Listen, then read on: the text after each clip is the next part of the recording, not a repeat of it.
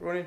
Evening all. Hope everyone's well. I just thought I'd do a video down in the speed shop. I've just been out today. I've had 5 people down riding the A2 bikes. Nice and dry down here. Though we did find a few green lanes that gave me some cleaning to do. Surprise, surprise. Well, some people won't agree with this, but the Himalayan, out of the 5 bikes and out of the 5 riders, 4 of the 5, it was their favourite bike. I think just the all-round nature of it, the fact that it works well on the road and off-road, I think won them over. And they were 2 guys rode GSs, and they liked it. And then a couple who were down to try the CRF and the Himalayan. The Himalayan just pipped it again because it's a good all-rounder. The only other vote went to the 390 KTM, which got a lot of fanfare today. A lot of people like the power and the excitement of it, and the sort of the teenager wild child sensation that it is. It's a very different bike to the others, far more engaging on the road, and that shone through for one person. So yeah, 4 out of 5 goes to the Himalayan. So the others have really got to up their act, I think, a little bit. But it's been a busy few days. So I had the Ubco 2x2 to test.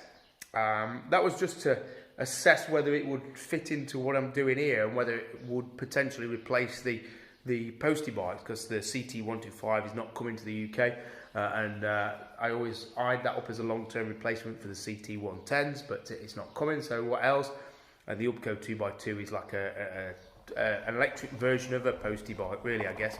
Front and rear driven wheels, about a claimed 90-mile range, top speed of 28 miles an hour, so you can ride it on a scooter license. So it had a lot going for it, and I enjoyed riding it.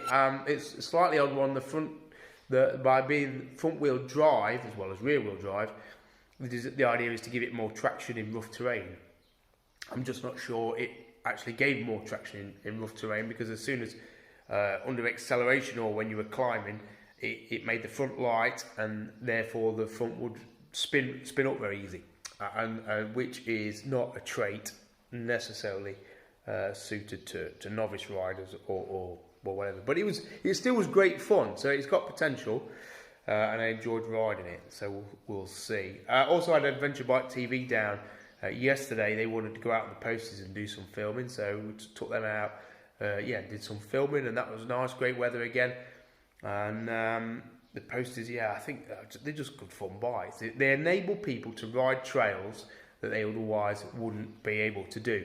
So today, with the 5 A2 bikes, all of them are capable of doing some trails, but you wouldn't put a novice rider on one of these bikes on some of the trails that I would put a novice rider on the Posties.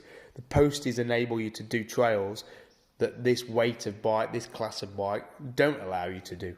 And I think weight is everything. Weight and manageability are the 2 big factors in getting people to be comfortable and capable of riding off road. So that's where we're at. So a busy week. It's just all coming together. It's all coming together. I hope lockdown, or easing a lockdown, is treating people well. I hope people are feeling confident to go out and meet people and do things again. It feels like the world's opening up.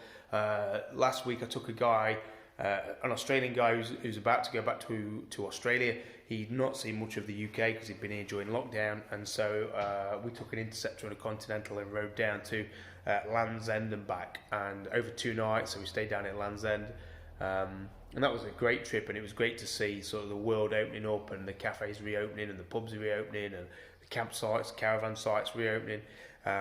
We had a great ride down. We took all the coastal roads and all the back roads and back lanes, and then came back up a different road up through the South Devon coastline and back here to North Devon. So it's been a busy week or so, just putting the miles on, and thankfully seeing people down here. So I hope everyone's doing well. So yeah, see ya, bye.